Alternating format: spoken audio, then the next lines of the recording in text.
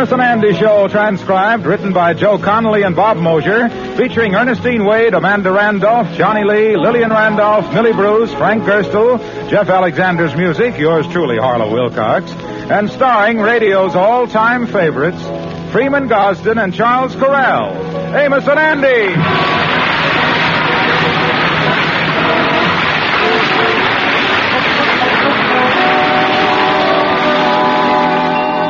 Well, about a week ago, Andy Brown met a young girl, Gertrude Thompson.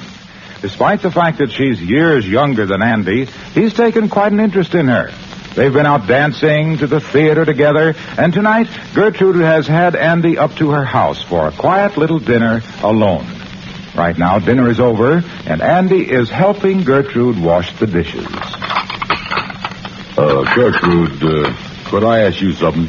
Of course, Mr. Brown. What is it? You won't get mad or nothing with it. Of course not. And, you ain't gonna think I was forward, is you? Not at all. What is it? Well, you got a short-sleeve dress on, so would you mind reaching down in the garbage disposal and fishing out my cigar butt?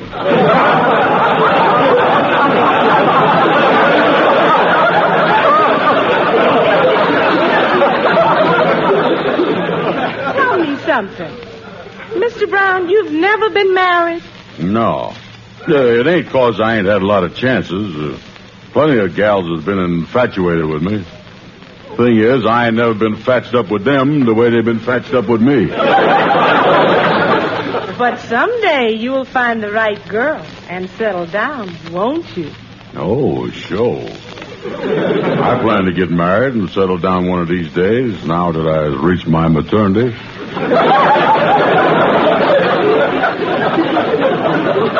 Well, Mr. Brown, if you ever do get married, have you any idea who it would be?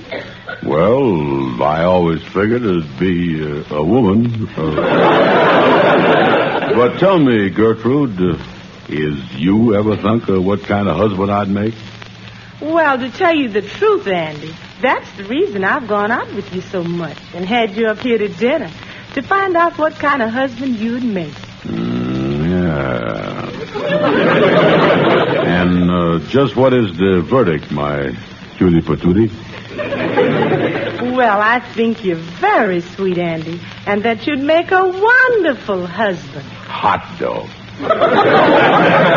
Yes, Andy, you're so charming and friendly and sweet and affectionate and cheerful. No. Andy, what's wrong? Nothing. Then what are you pouting for? You forgot handsome.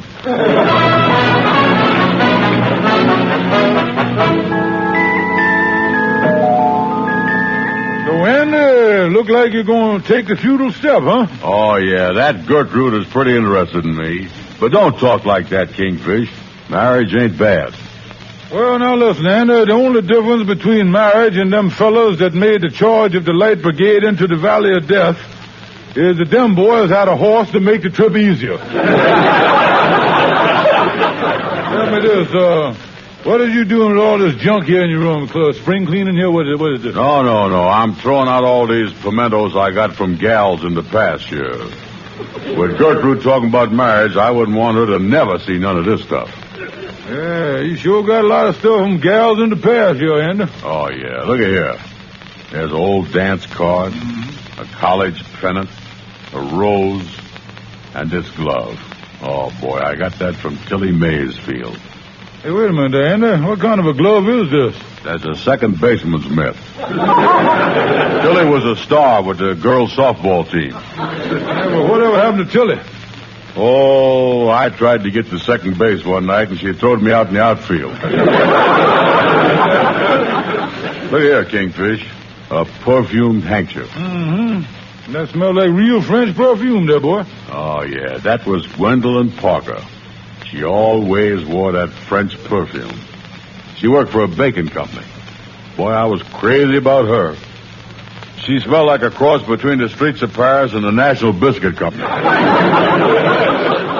Say, tell me something. They takes that perfume from whales, don't they? So to say, Andy, but I see the dead whale once on the beach at Coney Island, and believe me, if that whale ever had any perfume, they never should have took it away from him, boy. And there's just one thing about this Gertrude. Ain't there a big difference in your ages? After all, she's about 20 and you was 47. Well, what about it? Well, don't you realize, Andy, in 20 years you'll be 67 and she'll be 40. What is you going to do then? Oh, she ain't got nothing to worry about. Even if she is an old woman, I'm going to stick by her. Come to think of it, I guess it's going to take more than them varicose veins of that gout to slow a lover boy like you down. Oh, yeah. Yeah, and when they finally put you away, they better not have no woman pallbearers. You'll liable to climb right out that box, boy. Oh, yeah. Gertrude is the only gal for me, Kingfish. Gertrude Thompson. Oh, yeah. I think Sapphire know her. Do, huh? Yeah, ain't her mama that old gal in the woman's club? Yeah, that's right. I ain't met the mama yet. She was out the other night. But Kingfish, I called Gertrude, and I'm going up to see her tonight. I'm planning on popping the question. Hey, look at this box here. Look at this. Well. It look like you got the ring and everything. Oh, yeah, boy, I got it this afternoon. Let me open the box. Mm. Look at that. Ain't that a beauty? Yeah, there's a nice setting there, all right. When you gonna have the diamond put in? What you mean? The diamond is in there, Kingfish. You gotta look at it just right. Look here. Now, if you crouch down there and squint at it in the light, you can see it. Yeah, let me look down here. Come on, let's get Oh, yeah. Something just winked at me there. I see the thing. It's there, Kingfish. Well, good luck to you tonight, Anna. But I got an idea at your engagement party there's going to be a lot of crouching and squinting, boy.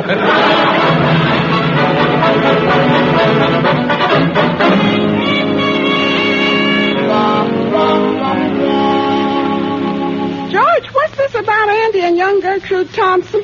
That's right, Sapphire. Anna's going up to see her tonight and pop the question. Oh, this whole thing is ridiculous. A young girl like that. Wait till I tell Mama.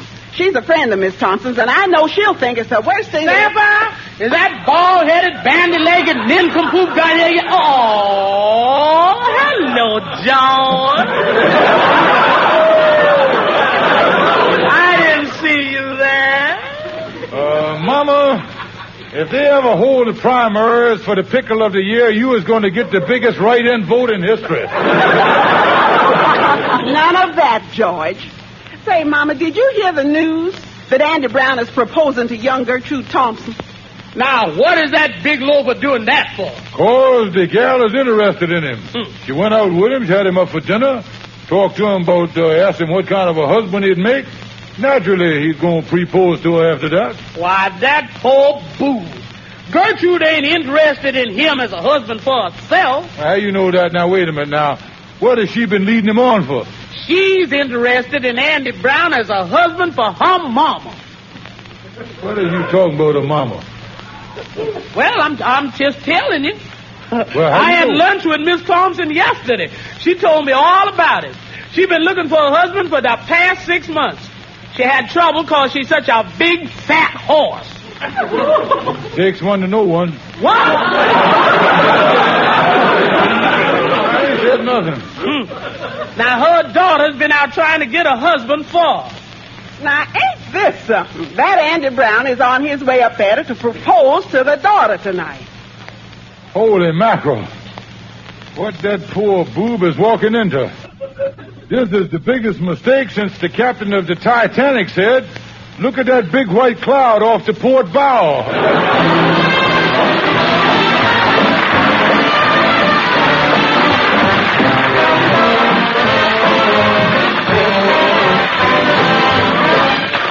Amos and Andy will be back in a moment. Meanwhile, here's music by the Four Knights.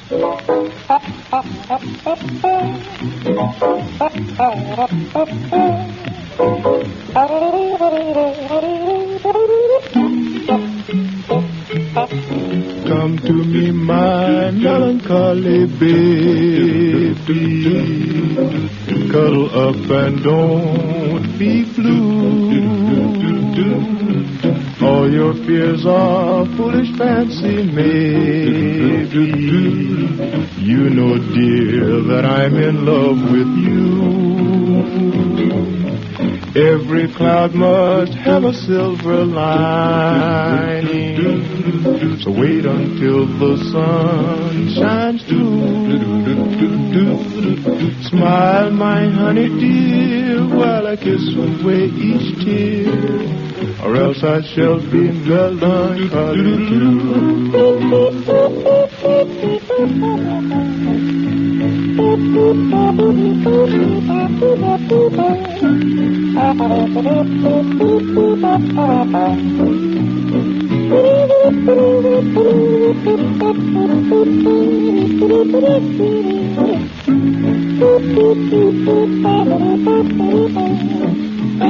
Now every cloud must have a silver lining, oh baby.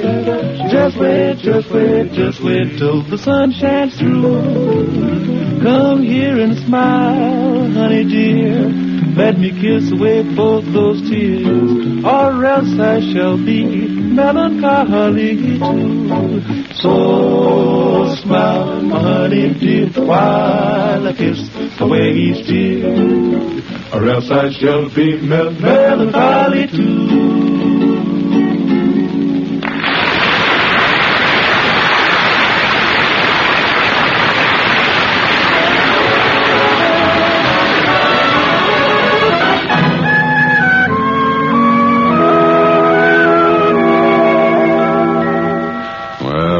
Gertrude's house. I'll ring the bell. Oh, be still, my pounding heart. You was about to see the fairest creature in the world. Yes? May I help you? Yeah. Excuse me, mister. Is the lady of the house in? I'm the lady of the house. Oh. I'm Mrs. Thompson. Oh, excuse me. Yeah, I see the lights. I couldn't see so well, you see.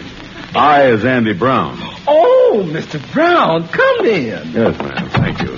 You know, Mr. Brown, my daughters talk so much to me about you. Won't you come in the living room? Yeah. Say, where's Gertrude? She upstairs getting dressed or something? Oh, no, Gertrude went out. Gertrude went out? Well, I told her I was coming. Yeah, but she thought we'd like to be alone. She thought there might be something you wanted to ask me. Oh, yeah. Ask the mama. Yeah, that's customary. Won't you sit down here on the sofa? Yeah, sure. Where's you going to sit? Right here with you. Yeah, well, I guess if we both exhales, we can make it. Now, there we are. Oh, these lights are so bright. I'll dim them. Is that better? Yeah. I can hardly see at all now. Now, what is it you want to tell me, Andy? Well, Mrs. Thompson... Oh, not Mrs. Thompson. Hortense. Yeah, well, Hortense, I've been out with your daughter, and we has recussed marriage.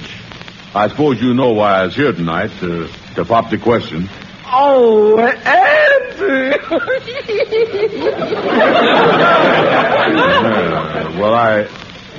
Hortense, would you mind not taking such deep breaths as you was practically inhaling me off the sofa here? Andy, you so cute. Yeah, well, thank you. I guess you know from your daughter how serious I is. Well, tonight I done brought a ring. Oh, a ring. Let me see it. Well, wait a minute. Don't you think we ought to wait for Gertrude? Oh, I can show that to her later. Let me see it. Well, okay. There you is, Hortense. Engagement ring. Oh, Andy, how wonderful. Wait until Gertrude sees it. Yeah. Oh, everything's just going to be perfect. We'll be so happy. We're going to have a wonderful honeymoon. Yeah, We? You is counting on coming along? Why, of course, silly. Yeah, but what about Gertrude? Oh, she stay right here in New York. In New York? Yeah. You can drop her postcard here and there along the way. I has waited all these years, and now I'm going to wind up with postcards. Oh, Andy, I'm so happy about this engagement. Oh, let's seal it with a kiss. Well, now, wait a minute. Wait a minute, Chair. I know that you is an affectionate family, but I don't think we ought to go overboard here. Well, then let's seal it with a hug. Oh, no, look, Miss Thompson. As long as Gertrude ain't here, suppose we just shake hands, slap each other on the back, and call it an evening.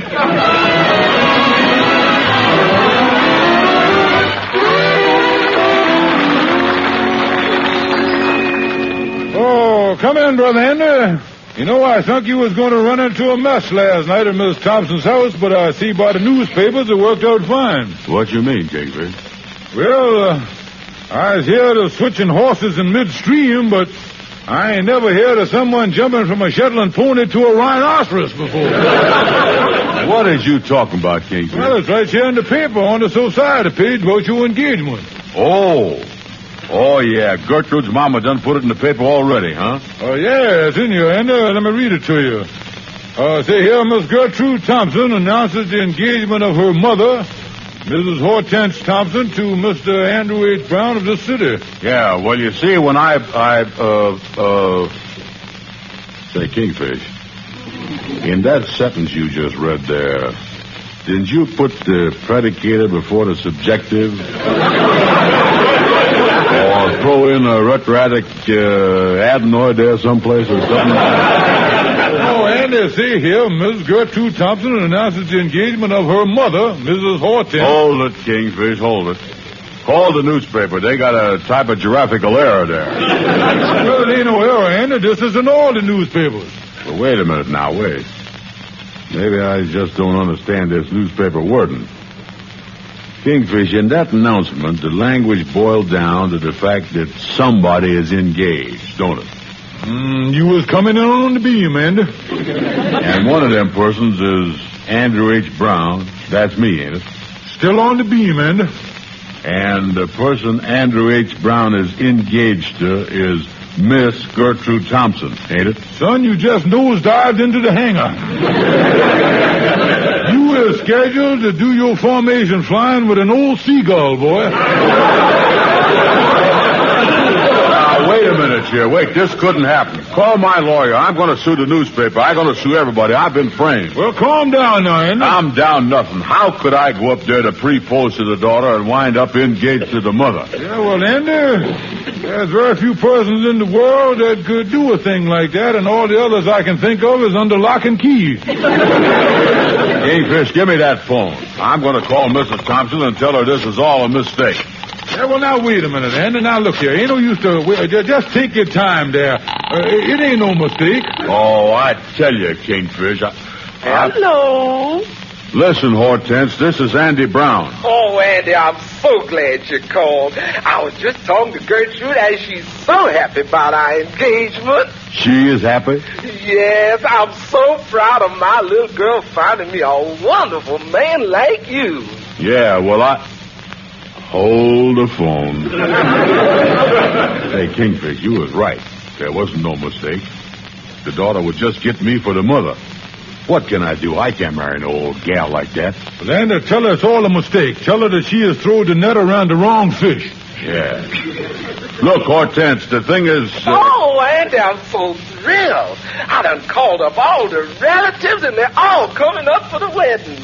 I got the little chapel around the corner, and Andy, we gonna be married a week from today. Yeah, but, hold the phone. What's the matter, Andy? Kingfish, it's too late to get out of the net.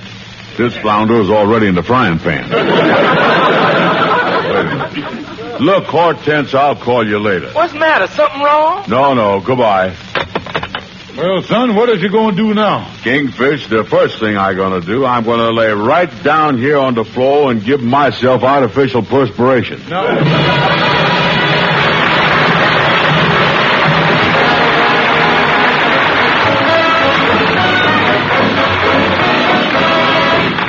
Amos and Andy will be back shortly.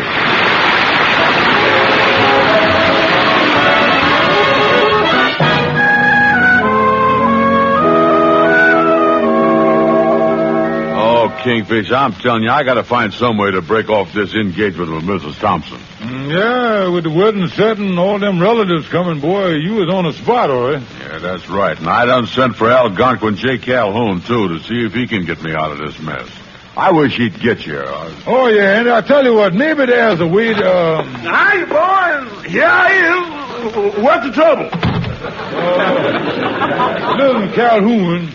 Andy thunk that he was proposing to a young gal. Yeah. And through a misunderstanding, he ended up engaged to a mother. Now, he wants to find some way to break the news to the mama that it was all a mistake. Yeah, Calhoun, it's driving me crazy. Well, now, ain't this a coincidence? My brother got into the same kind of mess with a daughter and a mother exactly 5 years ago. Well, how did it turn out? Well, something unexpected happened there, and my brother never had to worry about the situation from that day on. What was it that happened? The old lady shot him in the head.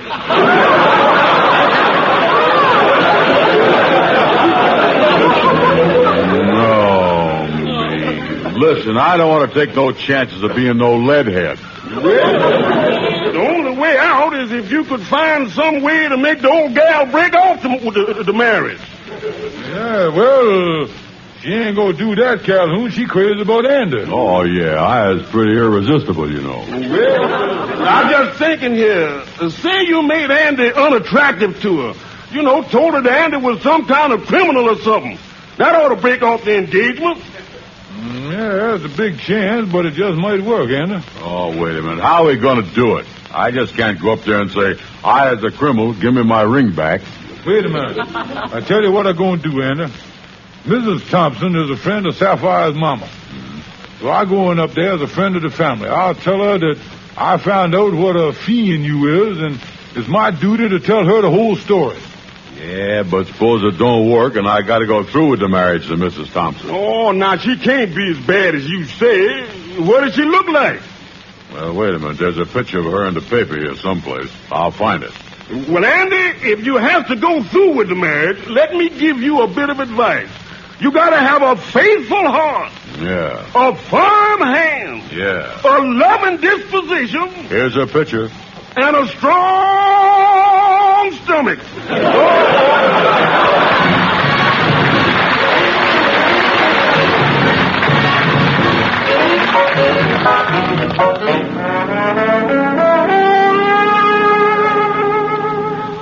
Won't you come in, Mr. Stevens? Oh, thank you, Miss Thompson, yeah.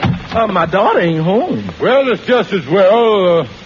What I have to say is too horrible to be heard by a human being, so I think I'd better tell you first, you see. Why, Mr. Stevens, what's wrong? Miss Thompson, I've come up here as a friend of the family, and what I'm going to tell you is in confidence, and I hope that you will not ultraviolate my trust. Naturally not, Mr. Stevens. And what is it? Miss Thompson, I'm afraid I must tell you that I am suspicious that your sweet, kind, lovable fiance is a psychopathic killer. Andy Brown?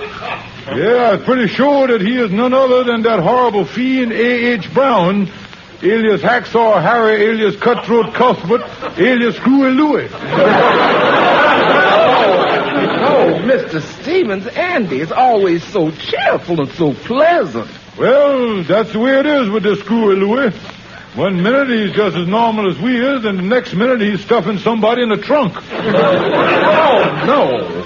Yeah, just to be nasty about it, he sends the trunks to the police. I understand down at headquarters on a good day they get as many as 10 trunks. Oh, you mean he's done something like this here recently? Well, that's a little hard to say. I understand right now the New York Police Department is so jammed up with trunks they are still opening the January deliveries. Well, Mr. Stevens, what makes you think that Andy's this horrible person? Well, this fellow makes a practice of marrying women and then doing away with them. Oh, no. Yesterday, after Andy proposed to you, he bought a length of rope, a hatchet, a bucket of quicklime, and a steamer trunk. Miss Thompson, if you ain't careful, you was liable to go on your honeymoon courtesy of the American Express Company. I just can't believe this about Andy. He's so gay and so carefree. Well, there's another thing that points to him. Yeah. See, this fellow's the frivolous type of killer. Oh, my. In fact, the way he gets around to bumping off his victims is by suggesting that they play a little game. A little game? That's right. Miss Thompson, so if in the next few days Andy say to you, honey, let's play Trunky Wonky, be on your guard. Be on your guard. Oh, this is terrible. Now, he may or may not be the trunk murderer, Screwy Louie, but natural, there's going to be a big scandal, and I just thought... Oh, you're right, Mr. Stevens. I can't afford to take no chances. What should I do? Well, naturally, you don't want to mention this to nobody, but the thing to do is to call Andy up and just tell him that you has changed your mind. Tell him that you never want to see him again and all that stuff, you see? I'll do that right away. But, Mr. Stevens, don't you think I ought to call up the police? Oh, no. Don't do that. No. They'll take care of it. And anyway, they're probably too busy unpacking trunks to answer the phone.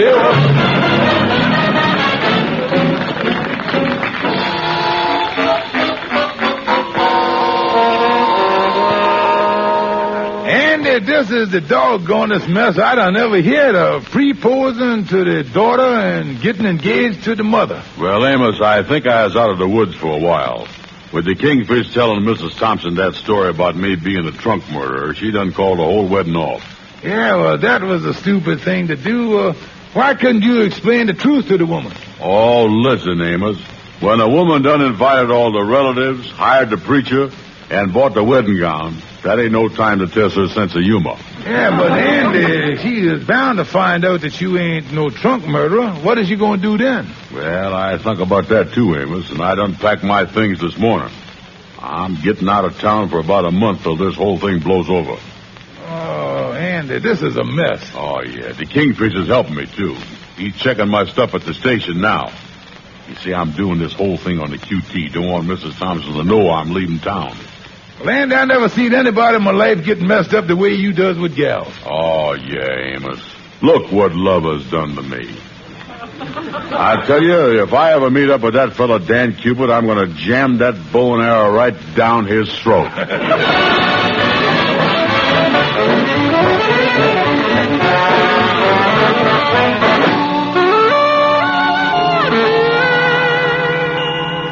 Well, I got all my things from a room here. Done paid the landlord, and the Kingfish took my trunk and stuff down to the station. Now, if I can just... Come in. Yes, sir. I'm Lieutenant Barrett of the New York Police Department. I'm looking for Andy Brown. Yes, sir. I'm Andy Brown. What can I do for you? Well, we got a rather hysterical call from a Mrs. Thompson saying something about you being under suspicion as a trunk murderer. Oh, that. Oh, no, sir. That's just a story a friend of mine made up. Kind of a joke, you know. Well, that's a peculiar kind of a joke. You're sure you're on the level here? Oh, yes, sir. I ain't no trunk murderer. I don't know nothing about no trunks. Oh, I tell you, mister, I ain't never seen trunk... Well, Andy, I sneaked the trunk down to the station and got it on the train under the assumed name that you give me. So, you are the trunk murderer. You're both under arrest. No, now wait a minute.